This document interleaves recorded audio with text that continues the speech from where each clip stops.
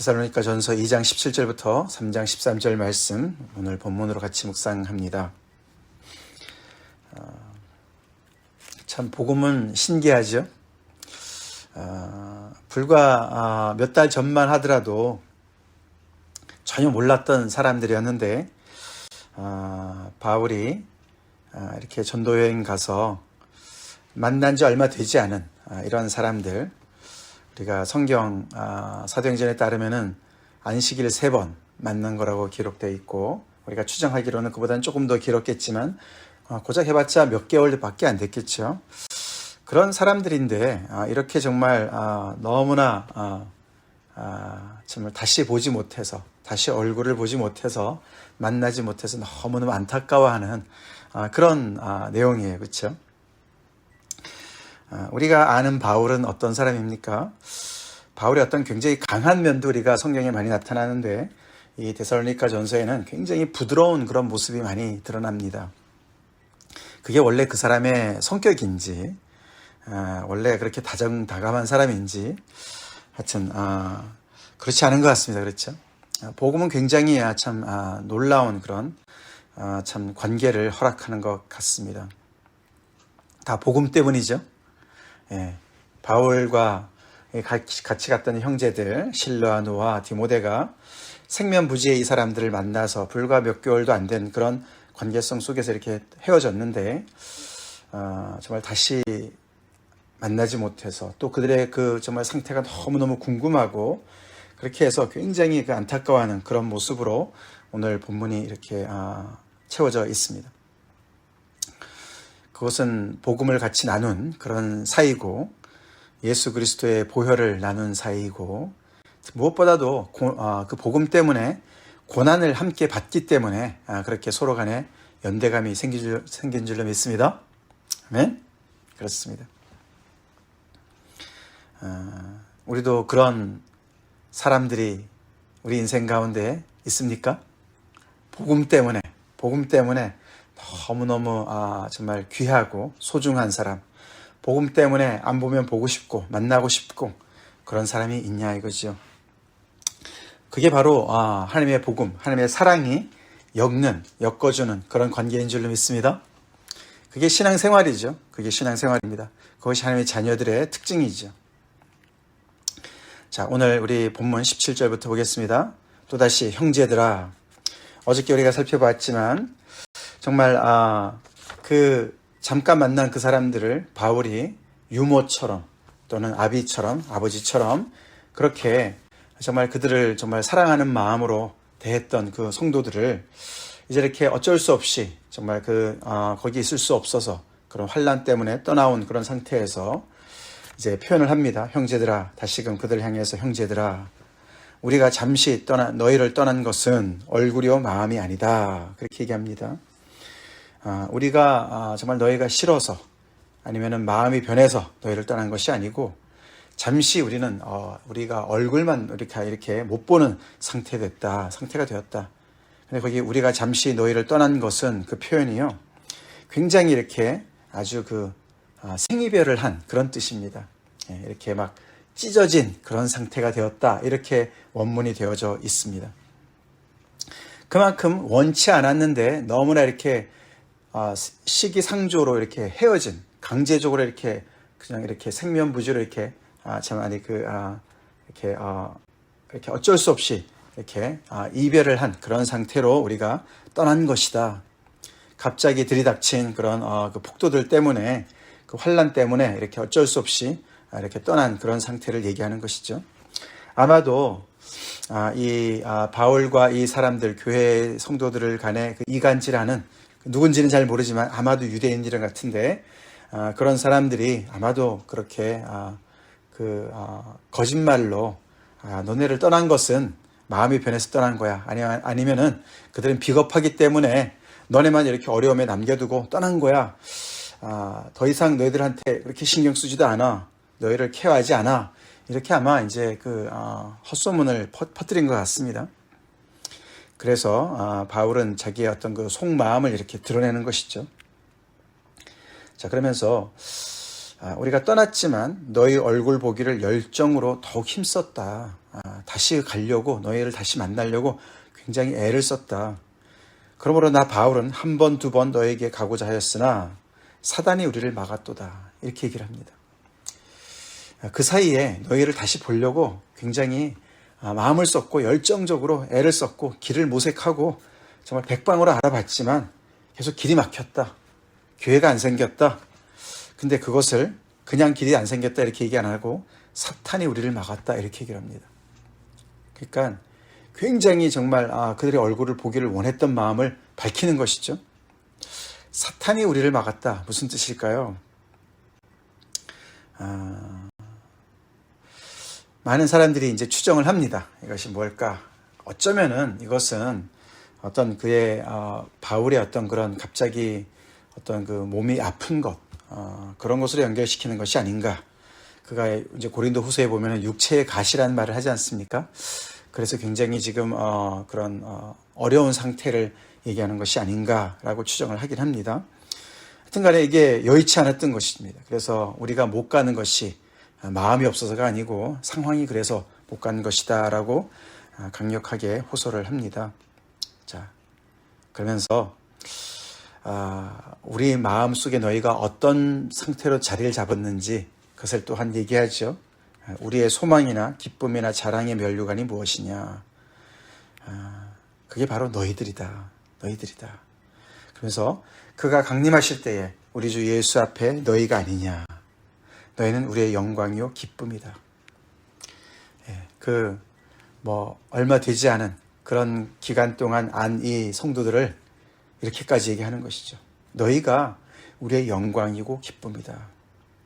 예수님이 강림하실 때에 우리의 왕 되시는 예수님께서 다시 강림하실 때에 그 예수님 앞에서 너희가 우리의 영광이고 기쁨이고 우리의 자랑이고 면류관이다. 그렇게 너네가 나에게 소중한 존재다. 우리에게 그렇게 소중한 존재다. 근데 우리가 마음이 떠났다고? 말도 안 되는 소리다. 그렇게 강력하게 얘기를 합니다. 미래의 영광이고 기쁨이어도 소중한데 이게 현재형으로 얘기합니다. 지금 현재 이미 너희는 우리의 마음속에 우리의 영광으로 기쁨으로 자리를 잡은 그런 귀중한 소중한 존재들이다 라고 이야기를 합니다. 근데 그것이 예수님께서 강림하실 때에 그 예수님 앞에서 자기들의 자랑이고 면류관이라고 얘기를 하는 거예요. 그게 복음으로 맺어진 관계인 줄로 믿습니다. 아멘. 아멘. 그렇습니다. 예수의 사람들은 예수님의 강림하실 때에 그분 앞에 나타날 줄로 믿습니다. 아멘. 그런데 그 자리에 갔는데 내가 누구 때문에 여기 왔나? 당연히 예수님 때문에 왔죠. 예수님의 공로로 왔죠. 그렇지만 예수님의 그 복음을 전해준 그 사람들이 있는 거예요. 그래서 내가 당신 때문에 내가 이 자리에 왔습니다. 그렇게 얘기를 하는 사람들이 있는 거죠. 그렇죠? 그래서 우리 오늘 본문을 보면은 이 신앙 안에서 우리가 신앙생활 하는 데 있어서 그런 성도 간의 교제가 얼마나 소중한가, 성도 간의 교제의 역할이 뭔가, 그 비중이 뭔가를 우리가 생각해 보게 되는 본문입니다. 인간 리더의 역할, 목회자의 역할이 뭔가, 그것이 얼마나 비중을 차지해야 되는가, 이런 것들을 우리가 생각해 보는 본문이 됩니다. 목회자로서는 그렇죠. 성도들이 예수님 앞에서 자신의 영광이 되어야 되고 기쁨이 되어야 되고 자랑이 되고 면류관이 될 줄로 믿습니다. 여러분들이 저의 면류관이자 자랑이어야 되는 것이죠. 언제요? 예수님이 강림하실 때에 예수님 앞에서. 여기 강림이라는 단어, 그래서 우리가 데살로니가 전후서에 그리스도의 강림, 재림, 그것이 주제가 되지 않습니까? 강림이란 단어, 이제 파루시아라고 그러죠. 원문으로는 파루시아. 파루시아라는 말은 그 당시에도 쓰여졌다고 그래요. 이렇게 왕이, 통치자가 어떤 지역을 방문할 때 쓰는 말이라고 그래요. 이제 왕림을 하는 거죠. 대통령이 어느 마을을 방문하는 거, 이런 거랑 마찬가지죠. 근데 파루시아예요. 그래서 이게 특별히 우리가 사도행전 17장에 보면은 그 바울과 그의 일행들이 거기 가서 복음을 전할 때 유대인 회당에 들어가서 전하지 않습니까? 그때 뭐라고 얘기합니까? 거기 우리가 이제 보면은 제가 잠깐 읽어드리겠습니다. 하나님의 말씀을 가지고 강론하면서 뜻을 풀어서 3절에 그리스도가 해를 받고 죽은 자 가운데서 다시 살아나야 할 것을 증언하고, 그리스도가 십자가의 해를 받고 죽은 자 가운데서 다시 부활할 것을 증언하면서 내가 너에 전하는 이 바로 예수가 곧 그리스도다라고 증언을 했다라고 얘기합니다. 그러면서 그 어저께 우리가 비시디아 안디옥에서 전한 그 회당에서 전한 내용과 거의 비슷하지 않습니까? 자, 그러면서 이제 복음을 전했는데 거기에 이제 사람들이 이제 그 유대인들이 그것을 반응할 때 6절에 보시면 천하를 어지럽게 하던 이 사람들이 여기도 이름에 야손이 그들을 맞아들였도다. 이 사람들이 다 가이사의 명을 거역하여 말하되 다른 임금 곧 예수라 하는 이가 있다 하더이다 라고 이제 고소하지 않았습니까? 그래서 결국은 예수님이 바로 왕이다, 임금이다 이렇게 이제 전한 거예요. 근데 그 유대인들이 우리의 왕은 가이사지 그리스도가 아니다, 예수가 아니다, 다른 가이사를 전한다 이렇게 이제 고소를 했습니다. 결국 이제 이 데살로니가 성도들이 받은 복음은 가이사가 왕이 아니고 예수가 왕이다, 예수가 바로 임금이다 라는 복음을 들은 거예요. 그래서 이 복음의 말씀의 능력을 통해서 이들이 예수님을 영접하고 예수님을 왕으로 주로 모셔드린 것 아닙니까? 그 말씀을 이어서 이제 그가 강림하실 때에 우리의 왕 되시는 예수님은 하늘의 보좌에 앉아 계시고 하늘의 우편에 앉아 계신데, 하나님의 우편에 앉아 계시는데 때가 되시면 다시 오실 것이야. 그걸 강론한 것이죠. 바로 그때에 예수님께서 왕권을 가지시고 이 땅에 임하실 때에 그때의 그 왕 앞에서 너희가 우리의 면류관이 되는 존재야. 그렇게 빛나는, 보석과 같이 빛나는 존재야. 뭐 때문에요? 복음 때문에. 복음 때문에. 우리 복음 때문에 이런 관계를 맺고 살아갑시다. 생면부지의 사람들이요. 그렇잖아요. 이거는 정말 이방인들 아닙니까? 유대인은 이 바울 입장에서 볼 때 이방인들이에요. 얼마 전까지만 해도, 예수님이 있기 전까지만 해도 이방인들이었어요. 자기들과 상관이 없는 사람들이었어요. 언어도 다르고 문화도 다르고 민족도 다르고 다 다른 사람들입니다. 그런데 불과 몇 개월 동안에 이 복음의 교제를 통해서 이렇게 소중한 사람들이 되었습니다. 그것이 복음입니다. 우리가 그런 복음을 가지고 교제하고 있습니다. 우리 그런 관계 속에서 서로 사랑하고 그렇게 주님 뵐 때까지 그렇게 우리 서 있읍시다. 우리 주님 강림하실 것입니다. 아멘. 파루시아. 그 강림이라는 단어는 오신다는 뜻도 있지만, 온다는 뜻도 있지만 존재한다, 임재한다 그런 뜻도 있습니다. 결국은 예수님께서 정말 이 땅에 정말 그 권능을 가지시고 이 땅에 오실 때에 그때가 올 텐데 그때까지 우리가 믿음으로 승리해야 되겠습니다. 자, 그러면서 결국은 이제 이런 이제 자기들의 마음을 얘기하면서 그 계속해서 얼마나 너희를 보고 싶고 너희들이 가고 싶은가 그 노력을 계속 설명을 합니다. 그 다음 이제 이야기가 3장에 이제 이어지죠. 3장 1절에. 그래서 우리가 참다 못해서 결국은 우리 일행은 아데네에 머물기로 하고 우리가 디모데를 보내기로 결정했다. 그래서 그 사이에 디모데가 그들에게 갔다가 온 거죠. 그렇죠? 뒤에 얘기를 보니까 참다 못해서 결국은 정말 이렇게 잠깐 복음을 받아들였는데 잠깐 있었는데 이들이 정말 그들에게 온 환난을 어떻게 감당하고 있을까? 그 사이에 변치 않았을까? 그래서 너무너무 이제 그게 조바심이 나서 결국은 이제 우리의 동역자이고 형제이고 그리스도의 복음을 전하는 하나님의 일꾼인 디모데를 보내기로 결정했다. 그 이유는 너희를 굳건하게 하고 너희 믿음에 대하여 위로함으로. 결국은 그들을 굳건히 세우고 그들의 믿음을 위로하기 위해서 디모데를 우리가 보냈다. 그래서 아무도 이 여러 환난 중에 흔들리지 않게 하려고 그렇게 보냈다. 바울이 그들을 위해서 기도했습니다. 기도해왔습니다. 그렇죠? 오늘도 나오지 않습니까? 주야로 심히 간구했다. 그렇게 얘기합니다. 기도도 하고 또 성령님도 계시고 하나님께서 그들을 보호하시겠지만 그런 역할도 있지만 또 디모데를 보냈어야만 했던 것이죠. 그렇죠? 이것이 사역자들의 그 목회자들의 역할인 줄로 믿습니다. 그렇죠?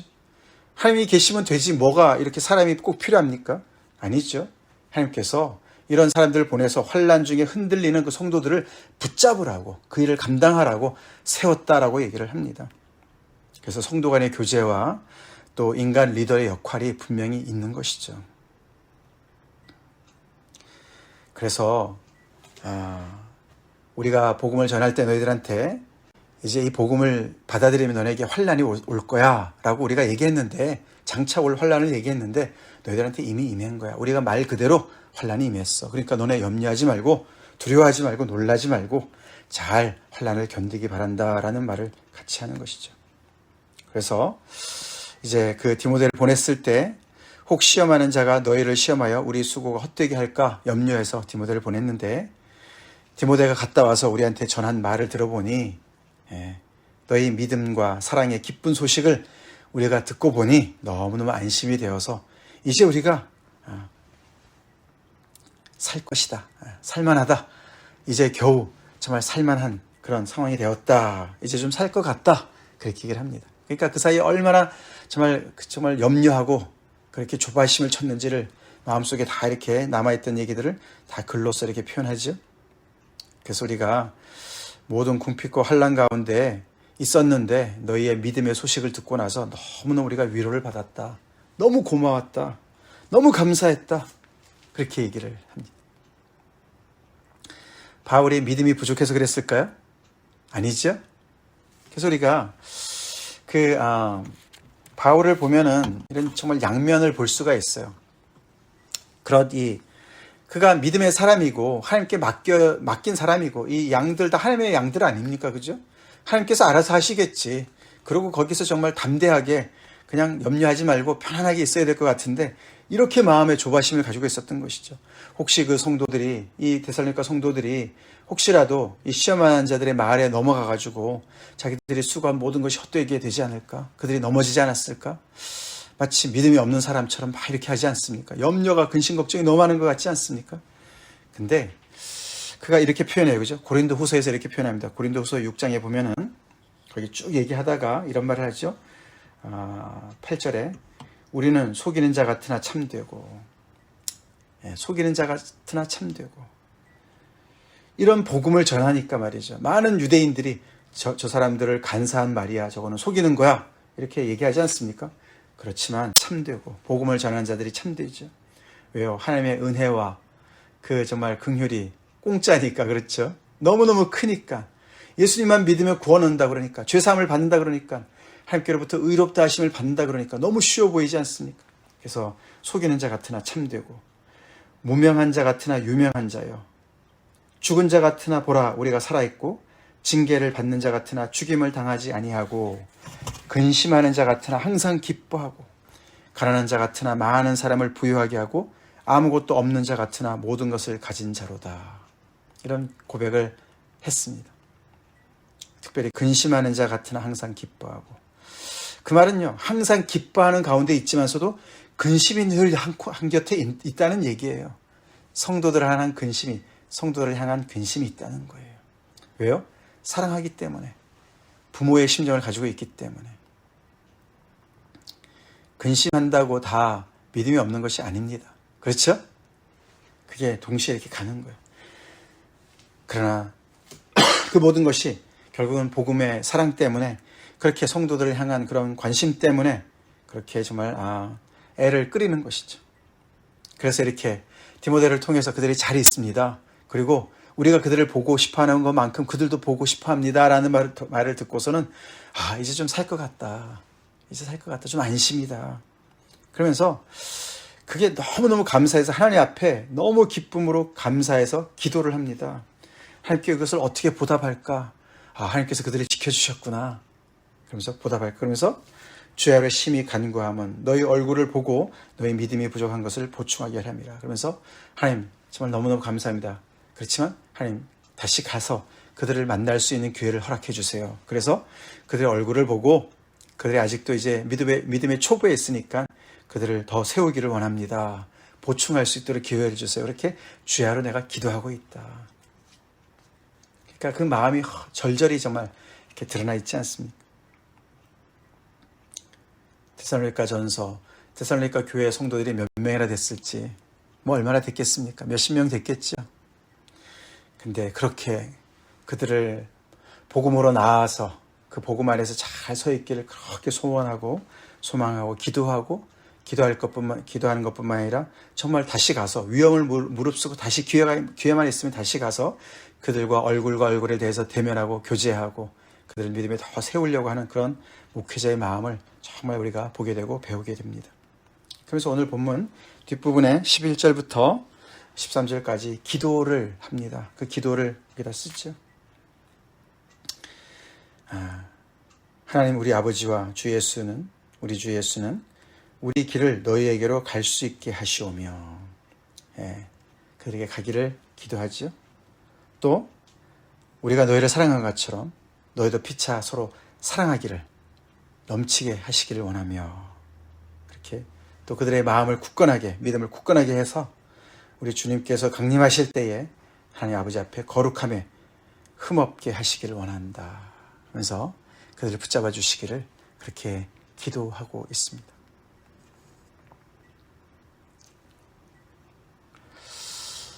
인간 리더의 역할이, 성도 간의 교제의 역할이, 그 비중이 꽤 크죠? 큽니다. 그렇죠? 바울의 역할을 보면 이렇게 성도를 세우는 데 있어서 굉장히 중요한 역할이 있다는 것을 알 수가 있어요. 우리 요즘에 이렇게 비대면과 이렇게 돼서 참 성도들의 만남과 교제가 많이 약화된 이때에 다시 우리가 마음에 다시 새겨야 될 말씀인 줄로 믿습니다. 이 여러 환난 중에 흔들리지 않게 하려고 교회를 주신 줄로 믿습니다.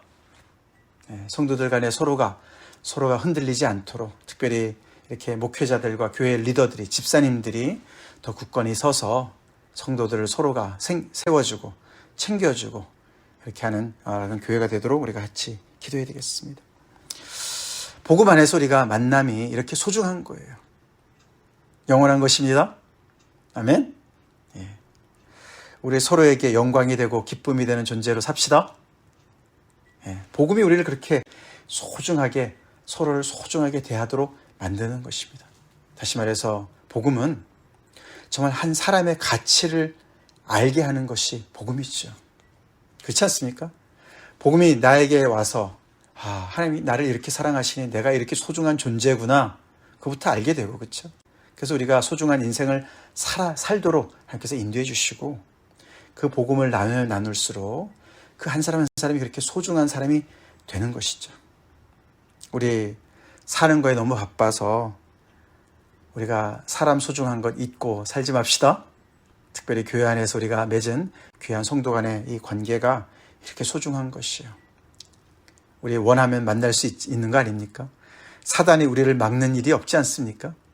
그런데 우리가 얼마나 만남을 우리가 게을리하고 그렇게 하지 않습니까? 다시 한번 우리가 오늘 본문을 보면서 이런 귀중한 소중한 성도 간의 관계인 것을 우리가 확인하고 더욱더 우리가 성도 간의 교제를 회복합시다. 다 같이 기도하시겠습니다. 하나님 감사합니다. 데살로니가 말씀을 우리가 묵상하면서 바울이 복음 때문에 품었던 그 마음과 또 그가 맺는 그 관계를 우리가 보면서 참 아버지 성도 간의 관계를 우리가 다시 한번 되뇌입니다. 주님, 복음 때문에 아버지 이렇게 맺어진 이 관계가 이렇게 정말 끈끈하고 그렇게 정말 아버지 사랑으로 아버지 정말 하나님 앞에 예수님이 강림하실 때 그렇게 기쁨과 면류관이 되는, 자랑이 되는 그런 귀한 아버지 관계인 것을 제가 봅니다.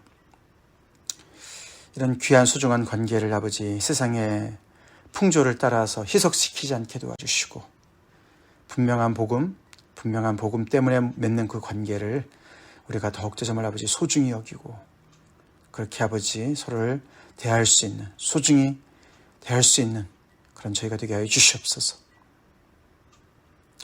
아버지 우리에게도 이런 귀한 아버지 성도의 교제를 허락하시는 하나님께 감사드립니다.